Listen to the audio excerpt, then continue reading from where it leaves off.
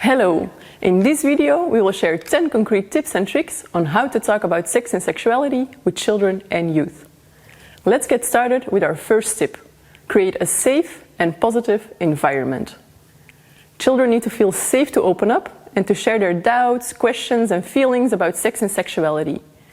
They need to know they are in a safe space and that the information they share will be kept safe as well. Easier said than done? Not really. One concrete step you can take is establishing some ground rules at the start of your session, together with the children.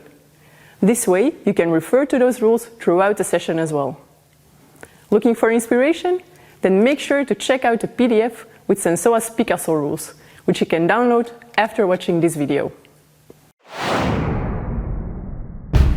Tip 2. Build up gradually. Imagine you want to talk about sexually transmitted diseases with youngsters. The perfect way to scare them off would be to dive straight into the topic. So Sander, tell me, have you ever had an STD? I'm exaggerating a bit, of course, but you can tell this is definitely not the way to go. Instead of diving straight into the topic you want to discuss, build up to it gradually. A good way to set the scene is by starting with an energizer. It's the perfect way to get rid of the initial tension and awkwardness and to build up to what you want to talk about. Make sure to check out our best practice course for inspiration. Tip 3. Be prepared. It's okay not to have all the answers. If children come up to you with questions and there's something you don't know, just be open and honest about it. Use it as an opportunity to look things up together with the children, showing them which websites offer accurate information. This way, kids learn it's okay to not have all the answers either.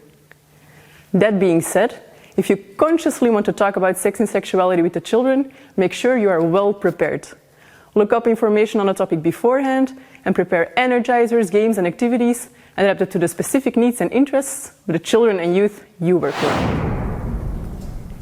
Tip 4. Have an open, non-judgmental attitude.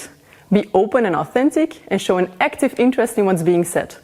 Make sure that everyone can express their opinion without being judged. That means being aware of your own frame of reference as well, and staying as neutral as possible. Why stay neutral? Well, if you express your opinion explicitly, children having a different opinion might feel like they need to defend themselves. It's your job to question things and allow different opinions to be heard. Be careful with words like normal, natural, and of course as well. These words can unintentionally sound very judgmental. What seems normal to you may not be normal to others. Tip 5. Clearly set your boundaries. If children ask questions you don't want to answer or don't feel comfortable answering, communicate about it openly and explain why you don't want to answer. If you clearly set your boundaries and communicate about them, the children will learn that it's okay to only share what they want to share. Moving on to tip 6. Know and read the group.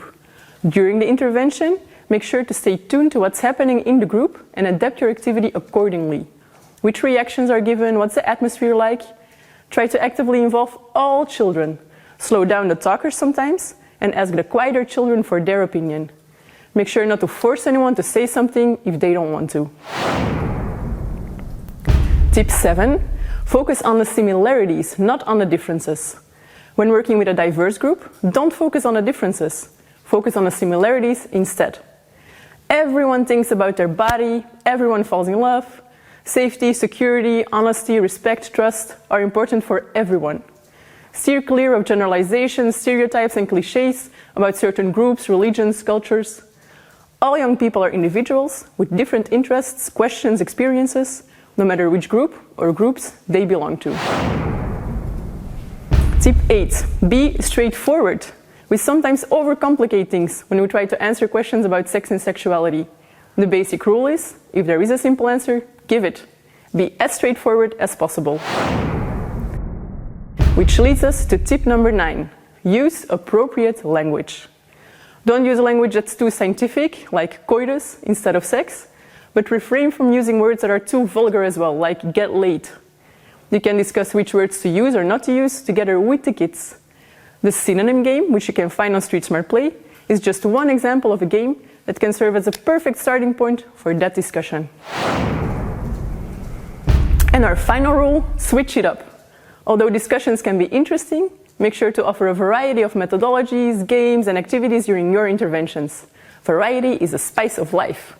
Check out our best practice course for inspiration.